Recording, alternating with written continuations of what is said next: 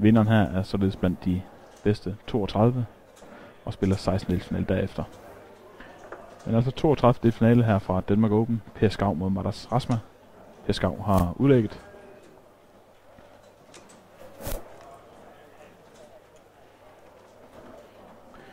Gør han ganske udmærket med 100 point. Vigtigt at få en triple fra start. En kamp, der forventes at blive rigtig, rigtig tæt. Den bliver spillet som bedst af 7 sæt, og ikke som der står på skærmen først til 7 sæt. Vi har lidt problem med scoregrafikken. Men den bliver spillet som bedst af 7 sæt. Sagt på en anden måde. Den spiller, der først vinder 4 sæt, vinder kampen.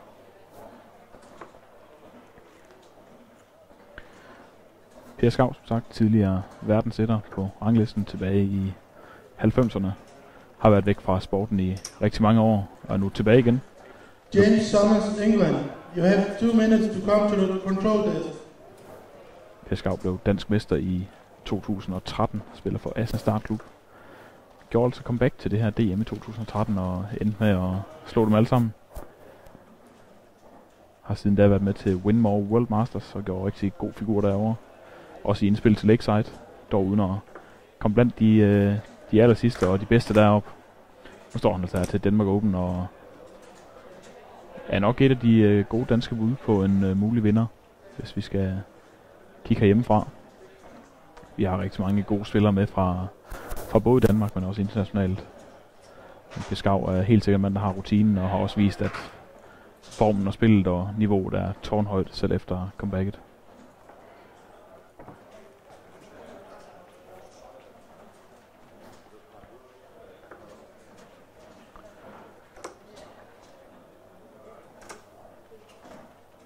Point her fra Matas Rasma, spiller ned på 160. Per står allerede på 146, altså en mulig check-out. Vil formentlig vælge at gå i triple 20. Får en enkelt 20, og så gælder det bare om at få lavet så mange point, at ned på et rigtig godt udgangspunkt. For næste indgang, Matas Rasma mangler 160, og det er en rigtig, rigtig høj check-out, der er god sandsynlighed for, at Per Skau kommer til igen. Laver 100 point og spiller ned på 46. Ganske udmærket.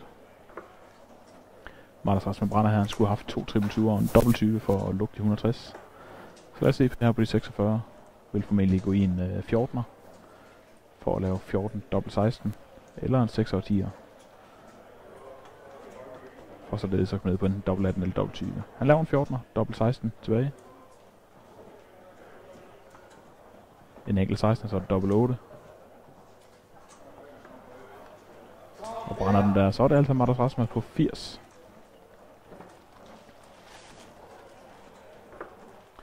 Triple 20, mangler dobbelt 10. En enkelt 10, så er det dobbelt 5, helt oppe i toppen. Og den sidder lige i underkanten. Ikke det bedste udgangspunkt for Matas Rasma, hvis han skulle komme til igen. Mangler altså 5 og skal ud og rette den op med en enkelt pil for at komme ned på en lige dobbelt. Lad os se Per her på dobbelt 8. Første pil udenfor. Kan han bruge den som guide til at lægge nummer 2 ind? Det gør han der. Per Skau foran med 1-0.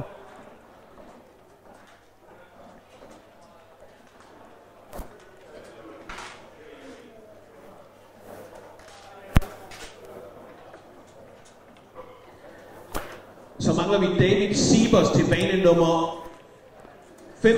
David Siebers. Rigtig god start fra Matas Rasma. 5, 180 point for Matas Rasma, og virkelig, virkelig god start her på anden sæt. Og det er altså de første 3 pile til en mulig 9-darter. Altså de her 9 perfekte pile, der kan lukke et sæt fra 501. Phil Bordwick, you have to chalk board number 4. Phil Bordwick, Kellon, you have to chalk. You've lost your game. Kan han følge den op her, Matas Rasma? Det kan han ikke. Ikke med 180 i hvert fald, men stadigvæk et par rigtig gode pile her.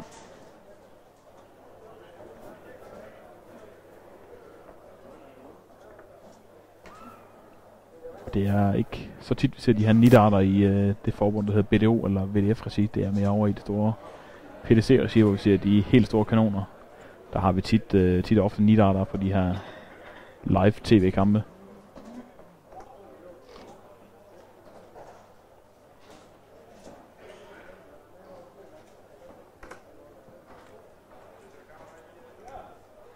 Så er det vigtigt for Per, hvis han skal holde på og tage sættet her, som ellers er Mardas Rasmus udlæg, så skal han have en rigtig god score med her for den første triple. Der var nummer 2, skal vi have 180 fra Per også. Den var der, 180 score der Per Skav. Rigtig godt tilbagesvar på Mardas Rasmus 180.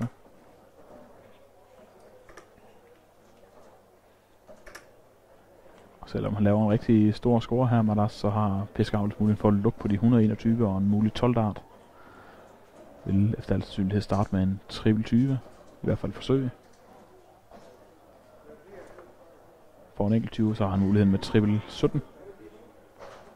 Den var der, så var det rød bull og en 12 dart til Per Skav. Det bliver en grøn, og det er ekstremt tæt på. Virkelig, virkelig flot spil af Per Skav, og heller ikke helt ude efter den der Mardas Rasmus. Står på 70 her efter 12 pile. 20 og så en dobbelt 20 for en udligning til 1-1. Den var der. 15 dart udligning til 1-1. Mardas Rasmus.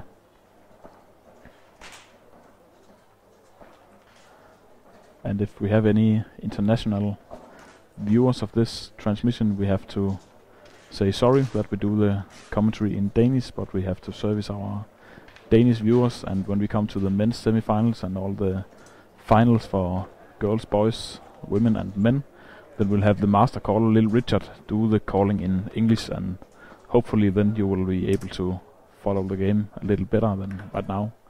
But for this state, we do the commentary in Danish.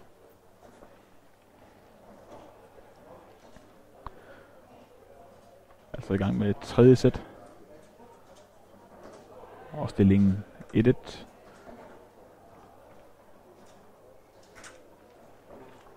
Det er ulemt, når pilen sidder så tæt, så jeg skal ikke meget til, før pilen praller af. Men altså 2 gode tripler og 120 point fra Per. Og en mulig 180, hvis tredje pil havde sæt fast.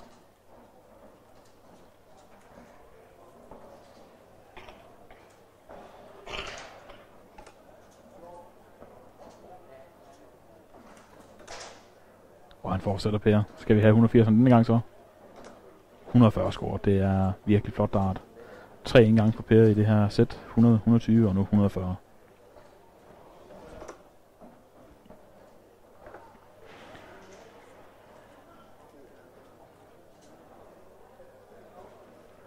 Per med en mulighed for at check out på de 141, vil formentlig starte med triple 20. Og så gælder det bare om at få lavet så mange point, komme ned på en eventuel dubbel til næste indgang. Slutter af, tror jeg, med en triple 7 og spiller sådan ned på 80. Det er ganske udmærket. Jeg er sikker på at komme til minimum en gang mere. Mardas Rasmus kan ikke lukke 2,84. Per altså ind på de 80, vil formentlig gå efter triple 20 på første pil. Får han ikke den med en enkelt 20'er, så har han muligheden for at lave 20-20, dobbelt 20. Han får triple 20, dobbelt 10, for at bringe sig foran 2-1 i 14 dart. Så laver han for meget, dobbelt 15, det skulle have en dobbelt 10, og altså for meget scoret. Og der er han tilbage på de 80. Mardas Rasmus ind på de 144. Skulle have haft en triple 20, så kan han ikke gøre så meget ved den længere. Laver et rigtig fornuftigt nedspil til 52, og Per altså ind igen og skal prøve de 80. En enkelt 20'er, så har han muligheden for 20, dobbelt 20. 20'eren var der, godt højt med den. Og den var der, og stor jubel i salen, når Per Skav bringer sig foran med 2-1. Og som sagt, spiller vi bedst af 7 sæt, det vil sige først til 4 sæt, modsat hvad der står på skærmen. And if we have any international viewers, we have to correct the scoreboard. We are playing first to 4 sets, best of 7 sets. Or as you know it in England maybe, it's legs. So this match is best of 7 legs, and right now it's 2-1 for Per.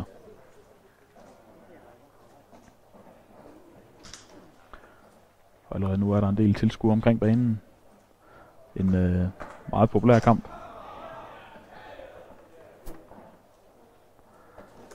Men der bliver absolut også spillet mange andre gode kampe på det her tidspunkt.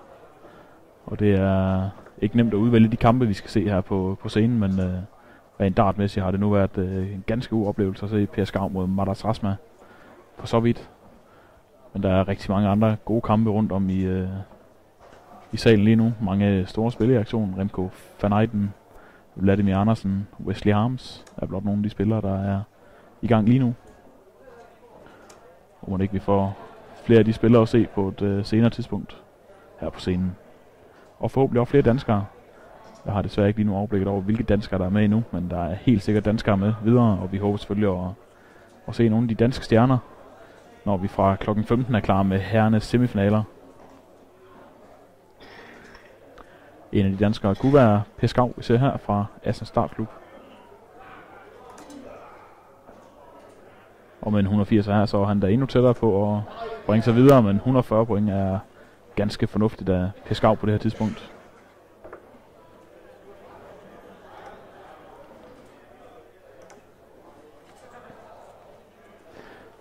Vi ser tit de her spillere, hvis ikke de føler deres triple 20 kører så godt, så har de muligheden for at skifte ned i triple 19 og en 57 point dernede, som vi så Matas Rasma gjorde her. Det er et ganske godt alternativ, når ikke lige triple 20 vil for en, eller hvis ikke der er plads deroppe. Per Skau spilles ned på 95 efter 12 pile. Matas Rasma står på 220. Kan altså ikke lukke, så Per Skau er sikker på at komme til igen på de 95. Han har flere muligheder her. Han kan vælge at gå i bull, altså mod midten. Får han grøn bull, så kan han lukke med 20 rød bull. Han kan også starte med en triple 19. Starter med en enkelt 19'er, 76 igen. Får en enkelt 20'er, og som en 16'er har han så 40 igen. Det gør han der.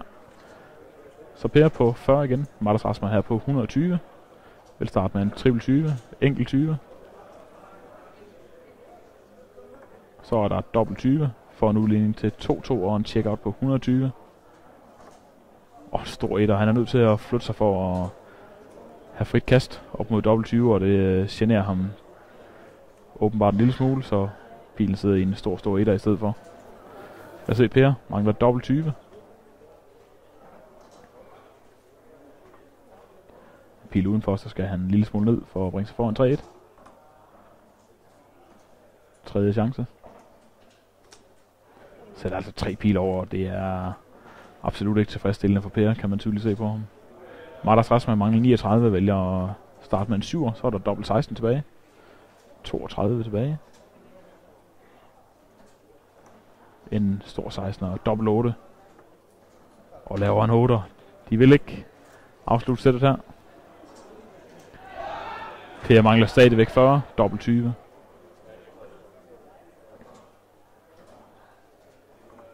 Og den var der, og altså 3-1 til Per Skau.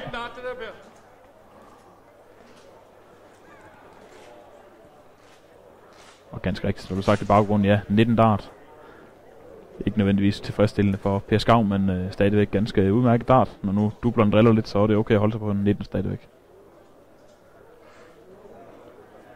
Og altså i gang med 5. sæt. Per Skau har selv udlægget, og vinder han den, så vinder han også kampen, og dermed videre til 4. runde.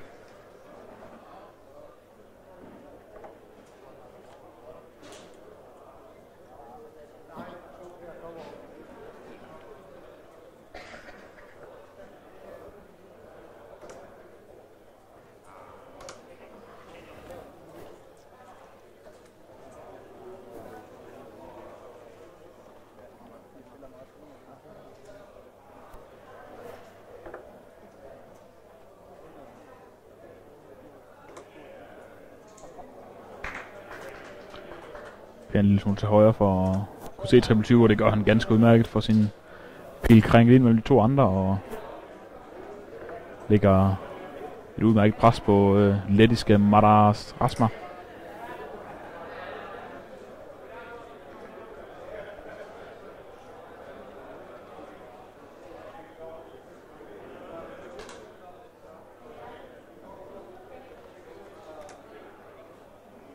Han er rigtig flot spillende lige nu, Per. 140 point. Og det er altså ikke nemt for Matas Rasma at for alvor komme ind og lægge pres på Per, når han spiller med 1,5-2 tripler hver eneste gang, han er ved skiven. 182 tilbage til Per Skau. Det er altså ikke en mulig check-out, men han kan lave et rigtig godt nedspil. Så han kommer ned og har bedste udgangspunkt, når han kommer til igen. 102 tilbage. Og nu 87 tilbage.